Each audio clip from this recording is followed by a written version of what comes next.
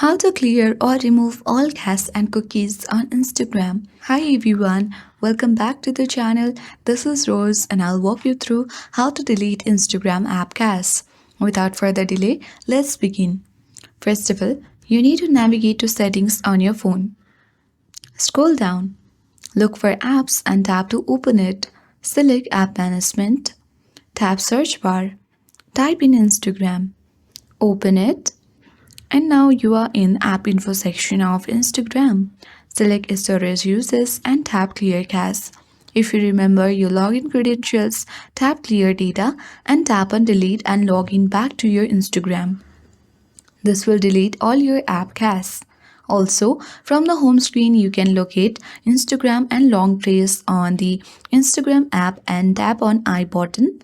This will take you to the same app info section where you can select storage uses and clear cache and data.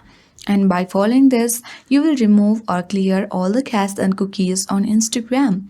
I hope this guide worked, and if you are new to our channel, hit the like button and subscribe. Thank you for watching and I'll see you in the next video.